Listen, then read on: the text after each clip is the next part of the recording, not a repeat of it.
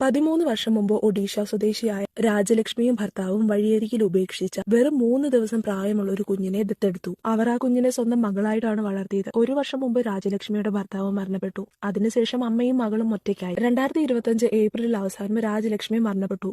രാജലക്ഷ്മിക്ക് ഹൃദയ സംബന്ധമായ അസുഖങ്ങളുണ്ടായിരുന്നു. അതുകൊണ്ട് തന്നെ ആർക്കും ഒരു സംശയവും തോന്നിയില്ല. സംസ്കാര ചടങ്ങ് കഴിഞ്ഞ 2 ആഴ്ചയ്ക്ക് ശേഷം രാജലക്ഷ്മിയുടെ സഹോദരൻ മകളുടെ ഫോൺ ഒന്ന് പരിശോധിച്ചു. ആ ഫോണിലുണ്ടായിരുന്ന മെസ്സേജുകൾ കണ്ടപ്പോഴാണ് ആരും കൊലയുടെ രഹസ്യം പുറം ലോകം അറിയുന്നത്. ഈ 13 വയസ്സുള്ള കുട്ടിക്ക് 2 ബോയ് ഫ്രണ്ട്സ് ഉണ്ടായിരുന്നു. ഈ സംഭവം രാജലക്ഷ്മി അറിഞ്ഞു. സ്വാഭാവികമായും ആ ബന്ധത്തെ എതിർത്തു. അപ്പം ആ ബോയ് ഫ്രണ്ട്സ് പറഞ്ഞു, നമുക്ക് അമ്മയെ അങ്ങ് തട്ടിയേക്കാം, അമ്മയുള്ളതല്ലേ പ്രശ്നം, അമ്മയില്ലെങ്കിൽ നമുക്ക് ഈ ബന്ധം തുടരുകയും ചെയ്യാം, സ്വത്തെല്ലാം കൈക്കലാക്കി എവിടെങ്കിലും പോയി സുഖമായിട്ട് ജീവിക്കുകയും ചെയ്യാമെന്ന്. അങ്ങനെ ഒരു ദിവസം രാത്രി ഈ 13 വയസ്സുള്ള കുട്ടി രാജലക്ഷ്മിക്ക് ഉറക്കഗുളിക കലക്കി നൽകി. അതിനുശേഷം ബോയ് ഫ്രണ്ട്സിനെ വീട്ടിൽ വിളിച്ചു കയറ്റി. 3 പേരും കൂടെ ചേർന്ന് രാജലക്ഷ്മിയെ ശ്വാസം മുട്ടിച്ച് കൊലപ്പെടുത്തി. വെറും 3 ദിവസം പ്രായമുള്ള ആ കുഞ്ഞിനെ കയ്യിലെടുത്തപ്പോൾ രാജലക്ഷ്മി ഒരിക്കലും ചിന്തിച്ചു കാണില്ല ഭാവിയിൽ ഇങ്ങനൊരു ദുരന്തം സംഭവിക്കുമെന്ന്. പ്രസവിച്ച സ്വന്തം മക്കൾ തന്നെ അമ്മേനെ കൊല്ലുന്ന കാലഘട്ടമാണിത്. പറഞ്ഞിട്ട് കാര്യമൊന്നുമില്ല.